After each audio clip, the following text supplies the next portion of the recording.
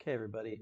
I was doing an exercise of master planning, and one thing that's really nice about our design tools nowadays is you can do these sort of quick renderings with Enscape, and they look really fun to navigate through first person. But what makes them kind of nicer is to do things like add a little bit of entourage, add some grass, add some trees, and grass and the trees, it's designed so there's some work drawing these things. Trees are pretty simple. You can just drop these, like I've got lollipop trees and I just dot dot dot dot and they're placed.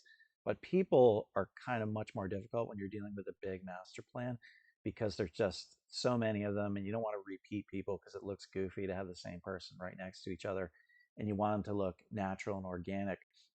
So I wanted to develop a code that would lay uh, Enscape Entourage into uh, into my landscape and make them sort of randomized, scattered about.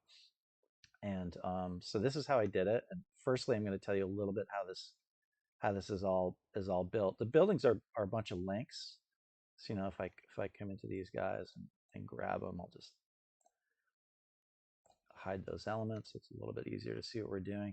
And then on the ground plane, I have an underlayment. That's this gigantic surface, which represents streets, and I lower that a little bit, and then I do another plane that's like basically the blocks and the sidewalks. Actually, this is the sidewalk, and then there is a block, and then above that is a grass. And these are all floors. These are Revit floors that have been designed. And the funny thing about Enscape is if you call a family grass, you use the word grass, and it actually applies a grassy material to it, which is nice, fast, and easy. And this is all drawn. So if I go in here and edit the boundary. It's a lot of work, but it's something you kind of have to do to draw your master plan. Once this is done, what I do is I hide a bunch of stuff in design options to have access to. And what I often do, get out of this editor. What I'll often do in the design options is I'll come down and I've got a little design option called Entourage Prep. So I make a design option within that set that is empty primary, and I do that always for even if I'm using them actively in a file, I always have an empty, and that just it helps people if you're working on the file and there's a bunch of stuff in the way and it's taking up system resources. You want to be able to switch this to your primary. So what I've done is I've created something called surface. And that surface is basically, I took the line work that you were just seeing and just sort of inverted it. I got rid of the outer borders. And you see if I go into edit boundary, it's the same boundary. And you could do it by picking one by one, but that's a pain. It's easier to just go in, copy all of the other, I copied my grass or sidewalk edges, pasted them into this option, and then just sort of trimmed out the outsides, and you get the inverse. So now I've got this like this surface, which I'm gonna use, and actually I'm gonna go in. I'm gonna turn my people option off, so it's a little. I'm gonna make the primary the empty, and I'll make the trees empty, so things are a bit easier to see. So yeah, so we've simplified quite a bit. Now I'll go back in and go to the surface, edit it, and if I want to make it even cleaner, I can just like grab all the stuff in this option and just say isolate elements. Okay. So now off to the side, you're seeing actually some entourage, and I'm going to tell you in a minute why that's there. But basically, I've got this big surface, and remember it's a floor, so it's not just a two-dimensional surface. It's actually got thickness, it's got edges, and you're going to have to filter through those. I wanted to actually put people on the surface uh, using Dynamo, but I kind of hit the wall, and I don't know why, because Dynamo is sort of built to look into the API of Revit, but I couldn't get it to sort of filter the entourage in ways I wanted to do. And I'm sure there's probably a way to do it. They've got these code blocks in Dynamo where you hard code, into the Revit API, but I'm just not that knowledgeable about it. So I went to Grasshopper and I did it there, and I'm going to show you how I did that. I'm going to go step by step. So I'll come in over on the right hand side. I've got some code open, and a lot of it's disabled. I'm just going to I'm going to disable a bunch of this stuff and go step by step and show you how I did this. So the first thing we need to do is we actually need to, I'm using Rhino Inside, and Rhino Inside was a tool developed by McNeil that is a plugin for Revit. And that allows you to open up Revit, and then within Revit, you come here and you open up Rhino, and then you open up Grasshopper. And in this case, I haven't got the full Rhino UI open. I hit this little open viewport because I just want to use it as a sort of preview. And if you want the full Rhino viewport, I did it to save space because it's a little crowded here. But if you got the full Rhino viewport, if you need to use layers, you would hit this button. It would open everything. So right now, if I hit on this little widget, this is a Rhino Inside widget. And if I click on this, they put a bunch of very basic tools right in the parameters tab of Grasshopper, which is the first tab here. And otherwise, there is a Rhino Inside. Where is it? Good gosh. No, I'm sorry. They don't they don't call it Rhino Inside. They call it Revit, the Revit tab. Where is that? That's here. So this is all the rest of the tools.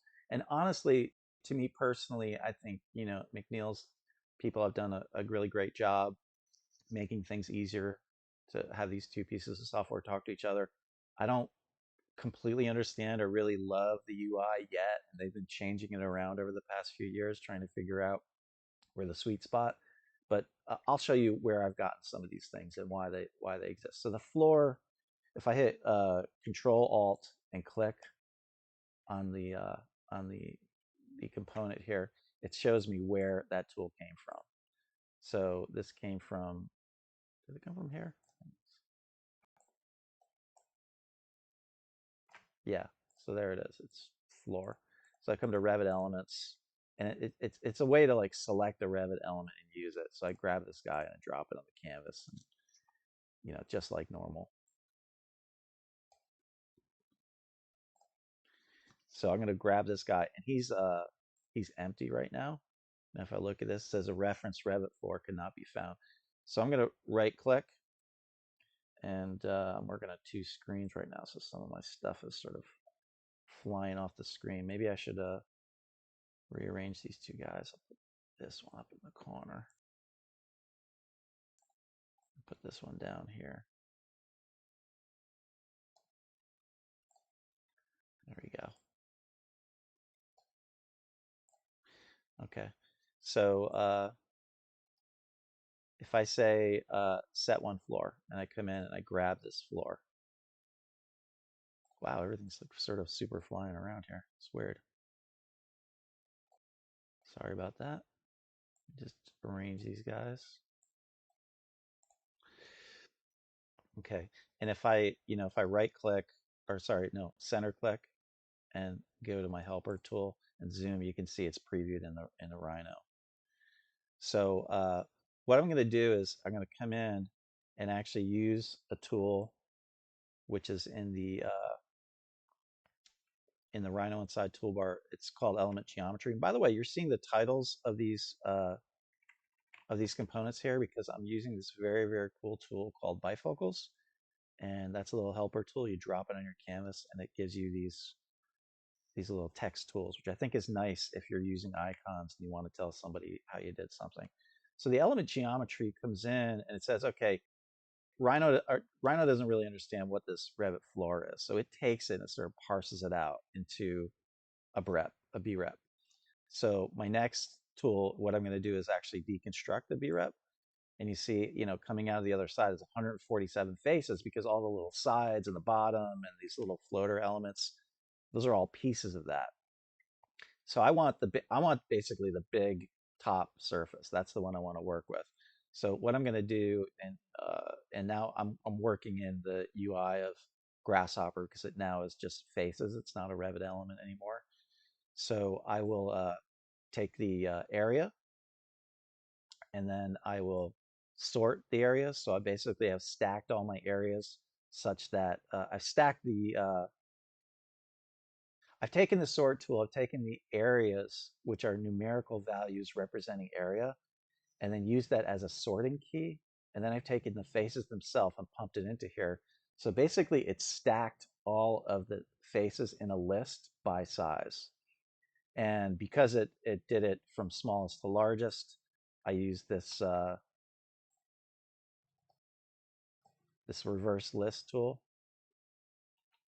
and then I come in here. You can disable a simple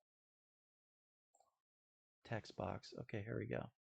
So now I've got I want to find an item, and I don't know why, but for some reason, um, the two surfaces that represent the top and the bottom one was the first on the list, which is item 0, and then the top one was item 1. So I had to do this, and I just sort of figured that out. But I had the two values at the bottom of the list that made it a lot easier.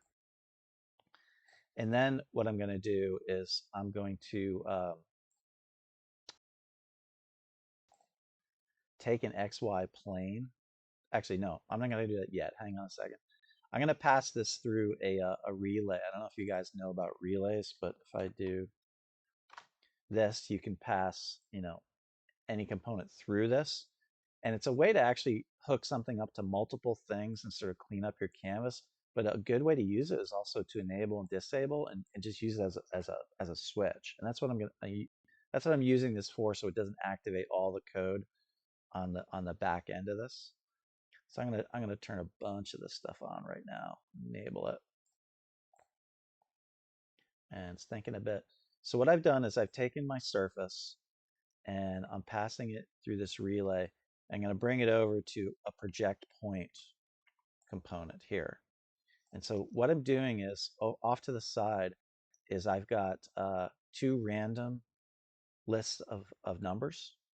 So I've come in and I've said, I want a list of like 5,000 numbers. And I'm going to use it to generate a bunch of points. Okay. So so I've got 5,000 numbers. I put the seed of one of the components as 2, and the seed of one of the components is 1. So I get two different random lists. And the domain of the numeric list is always by default 0 to 1. So I'm going to get a list of numbers that's like 0.77, 0.11, et cetera, et cetera. And I take those two and I feed it into a point construction tool, and it gives me 5,000 points. Okay. So I've got 5,000 points, and I use this tool, plane through shape, to basically create. And if I shift click to show you, it basically creates a plane that covers the entire boundary of that big surface. And I said, do it at the XY plane because I know that's where that surface is.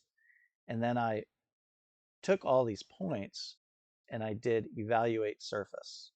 So basically it comes in and actually, because I'm using all these predefined points, it's actually finding those points because they're all set at from 0 to 1. So it sees them as, the X and Y value of the plane is 1 for both of those things. So it's going to find all these points all over the surface.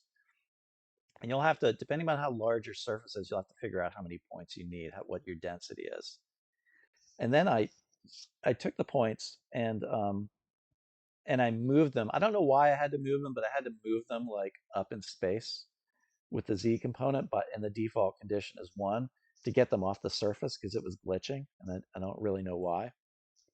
And then I went back to my surface and I took all those points and I did project point to just find the ones that hit the surface.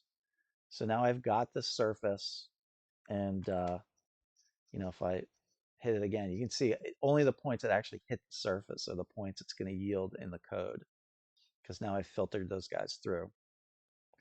And then I use a clean tree tool. And what this does is, if I look at the list, I have a bunch of nulls because it's all these points like didn't hit the surface. And this just basically takes them out, cleans them up, and it gives you just things that are points, not nulls, which is important.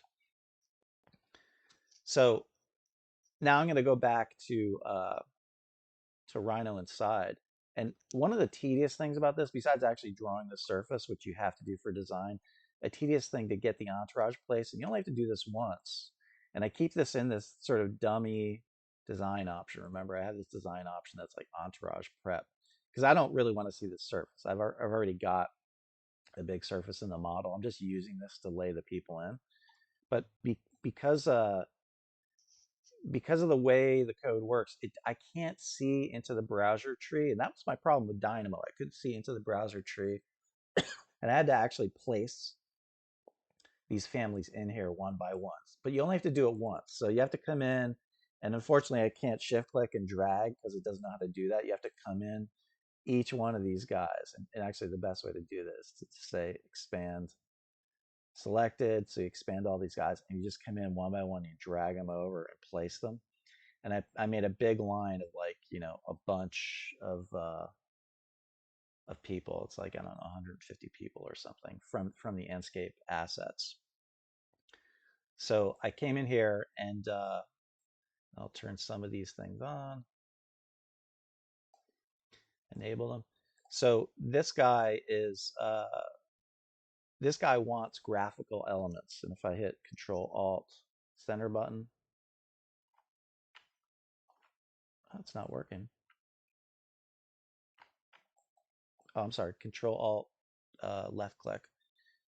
That's also in the parameters menu right here. It's a very, very primary way of grabbing. Where did that tool go? Oh, here it is, graphical element. I don't know why they called it that, but it's sort of a catch-all. So if I go to this guy and I right click and I say set multiple graphical elements, come down here and pick these guys, hit enter. But I think I didn't need to hit enter like when you're in normal Rhino and Grasshopper. It just knew it. So now I've got 140 defined values. And if I hover over this, you can see it knows that I've got all these Enscape assets. So what I do is I'm going to come in and actually, because I've cleaned up my tree of points that hit the surface, and I only want to place the same number of people as the number of points, I'll take the list length. And what I did was I took the number of items of people I had, and I divided my list of points because I know my list of points is right now it's bigger. Okay. So if I come here, I've got like 557 points and I've got 140 people. So I'm going to do some division, and it says, oh, it's 3.9. And then what I'm going to do is I'm going to use the round tool and round up to give me a number. And I'm going to use that as a kind of a multiplier. So I'm going to use it as a multiplier, which actually creates. I'm going to turn all this stuff on now too. So I'm going to use that as a multiplier to create, to take my smaller list of people, multiply it by that amount. Now I've got a number that's like 560. So it's actually bigger than my number of points, which is not cool. So I'll take the same length and I'll use the split list tool, and it splits it into, the upper portion is 557 items, which is what I want. So basically, the long and short of it is I've taken all these people and I've repeated it 4 times. So they're just in a row. Each one is a different entourage person. And it kind of doesn't matter because, that I've repeated it 4 times. When they get placed, they're going to get placed on all these random points. And it's a very unlikely you're going to see 2 people that are the same people next to each other. It could happen, but it's like, these things are, the whole purpose of this is to have this code in place. You're doing a bunch of master plans, you can really quickly deploy a bunch of people and it looks good enough for a quick fly through. So I took that and I also, and what I did was I used a random shuffling. This is jitter. So this takes my list of people that I split to the exact number of points, and it scrambled them again.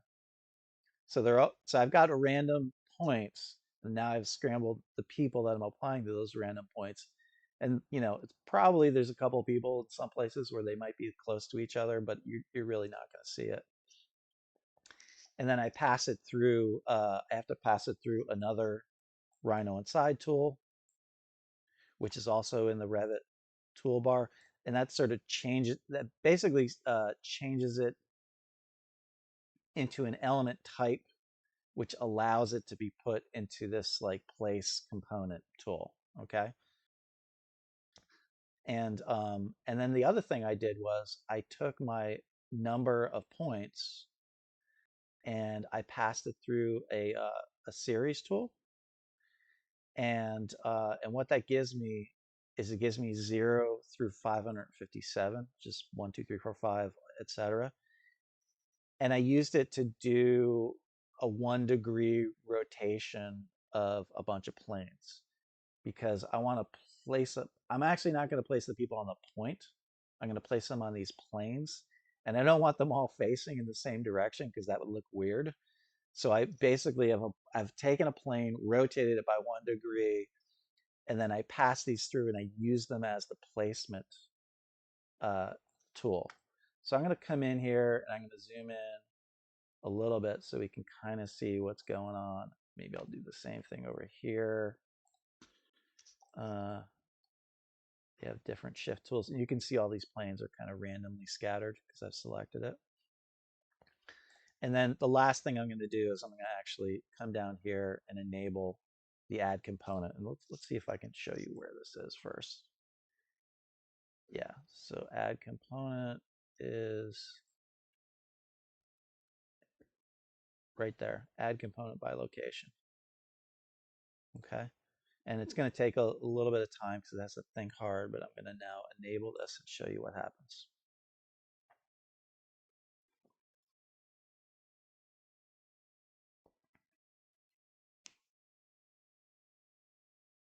There we go. And I usually keep this preview off because it does this weird thing in Rhino where it has to think to place all the people, and with these little boxes. But you see now what I've got is I've got a really good amount of people. And then what I do is, remember, this is like sort of a surrogate area where I'm just using it as a prep zone. So I'll come in and I'll just grab these guys. I'll use my filter tool and just pick planting. I don't know why, still don't know why that is, why they put them all on planting. And then I'll just copy these guys to clipboard.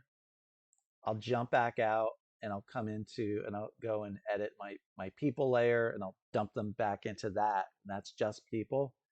And then that allows me to go in and tailor a few things. If things look weird, I can move people around. And I think in a few cases, I might have had placed cars where the people are intersecting with cars, or this little floater guy doesn't have anybody. So I'll just grab a bunch of these guys and move them over and do some manual tailoring. But this gets like 90% of your work done really, really quickly. And it's pretty effective. It's like pretty nice and randomized. I'm not going to start Enscape rendering engine because there seems to be some sort of glitch between Rhino Inside and Enscape. And what I usually have to do is finish what I'm doing, shut all this down, shut down Revit, or shut down the file and reopen the file to kind of disconnect Rhino Inside from this Revit file. And when I've got these guys all set, and then I come back in, and usually what I do is if I'm going to use this over and over again, I don't want to open this code and have this just start getting confused and placing people. And usually it won't be because you have to remake the floor every time you start a new master plan and then reload it. But what I do is I'll just come back here, and this is how I use this relay. I'll just disable that. And you see, as soon as I disable it, all these guys disappear because it's like a live link. And that's fine because I've already copied these guys, and then come back into another design option with people and pasted them in. So it doesn't matter. When I get out of this guy, I do save. And then it's, even if I shut this guy down, it's Rhino Inside is still sort of connected. So what you usually have to do is you have to, save your file, get out of the file, get back in. But that's basically the long and short of it. And it's a great way if you've got really, really huge parcels and surfaces that you need to place something. You could also do this with trees. That would be the code might get a little more complicated because you'd have to take multiple. It probably wouldn't actually. You have to take all the multiple surfaces and figure out where the tops are. And there are other ways to do that in Grasshopper code. But in this case, I'm just using one big object that has one big surface, and it's a bunch easier than doing like the grass is sort of like a bunch of little lily pads that are each would have its own independent bunch of surfaces that you'd have to filter through, but it's possible and doable. Same concept. You just have to retool the code a little bit. So that's it. And thank you for watching.